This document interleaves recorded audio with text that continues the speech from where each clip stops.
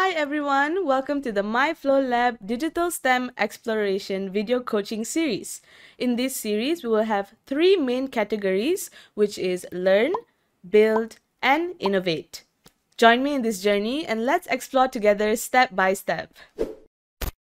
To get started with the exploration, you require a set of components. For more information, you may refer to the STEM Exploration Starter Kit video. Welcome back everyone! In this Learn video coaching series, we'll be exploring working with a single LED. Alright then, let's get started. For this exploration, we will require two black jumper wires and one red jumper wire, one 5mm LED, and one 220 ohm resistor. First things first, let's investigate this circuit diagram to learn more about the components and its connectivity.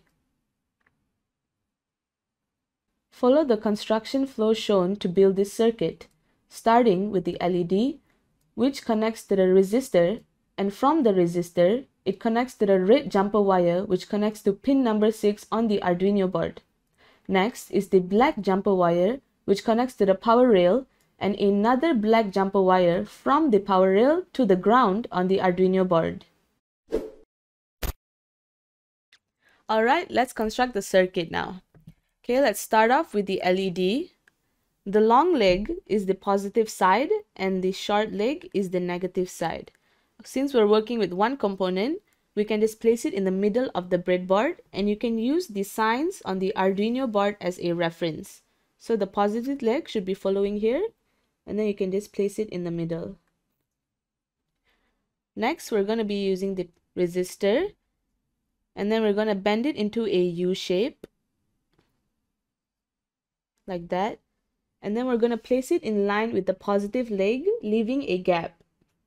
So the one leg should be going on this side, and the other leg should be going on the other side of the breadboard. Next, we'll be using the red jumper wire, and then we're going to place it in line with the positive leg as well, leaving a gap right here and inserting it right here. So the other end of the red jumper wire should be going into the digital pin number 6. Okay, next we're going to be working with the other side of the leg, which is the negative side. So we're going to take the first jumper wire, which is black, and then we're going to place it in line with the negative leg and also the resistor. So we're going to insert it right here. And then the other end of the black jumper wire should be inserted into the negative line of the power rail on the breadboard. Now we take the other black jumper wire and then we place it in line with the other end of the black jumper wire on the negative line of the breadboard. The other end of the black jumper wire should be inserted into the digital pin that is labeled as ground. And that is all, we are done. Alright, now let's test our circuit. First things first, you need a USB cable. And now we're going to connect one end to the Arduino board. And the other end should be connected to your PC. Alright, to know if it is turned on, the lights on the Arduino board will be turned on as well. Okay, now to test the functionality of the circuit board, we will launch FlowLogic 6. Alright, once we have launched it, click on New Flow Program and then click on the Arduino control panel. Alright, so this is the control panel, and now to establish a connection, we will click on Open.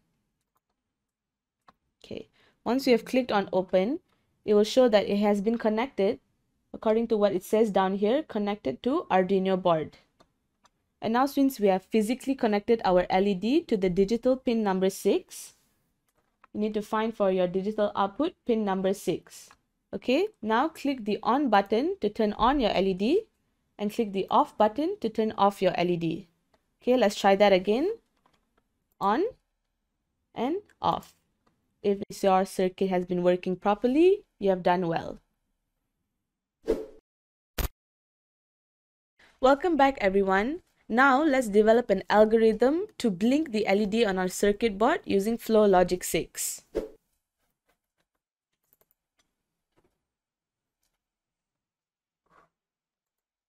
Alright, to get started, click on the Start block and place it on the workspace. Now to turn on the LED, we need to select on the Arduino block and select on the digital write block and place it. Since our digital output is pin number 6, we can select on that and we can also label our LED. And ensure that the logic is turned on to turn on the LED.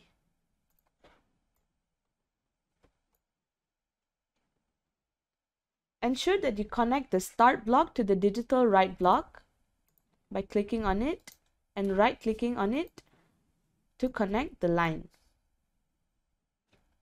Next, click on the delay timer and place it on the workspace to allow the LED to remain turned on. In this case, we'll be using 1 second. Connect both the blocks as well. Now, we just have to duplicate the digital write block once again. But this time, ensure that the logic is turned off so that the LED will be turned off as well. Connect both the blocks. Now we can also duplicate the delay timer by right-clicking on it and duplicate the block.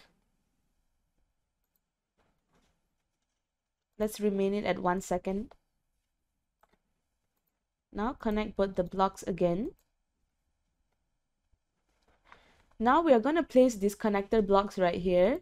So we're going to place one right here and another one over here. And this will actually develop a loop cycle that creates a blinking effect at a 1 second frequency. Now just connect the blocks as shown.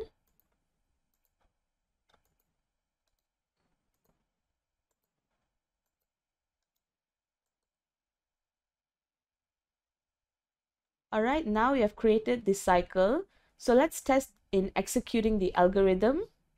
So ensure that your circuit board is connected by clicking on Open. And now we just click on the play button as shown. And they will ask you to save your program. And you can just save it as your LED blinking algorithm.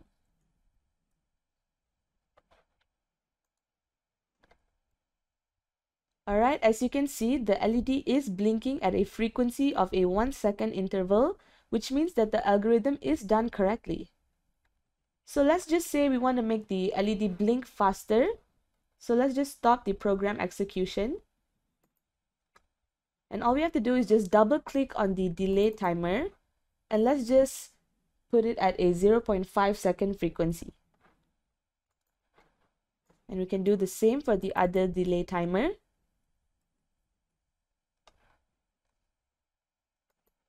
Alright, let's test the algorithm once again. Alright, as you can see, the LED is blinking at a frequency of a 0.5 second interval. So if your algorithm was done correctly, then well done. And if you're having any issues, please refer to our troubleshooting video. Thank you for taking part and learning with me. See you in the next video. Ciao!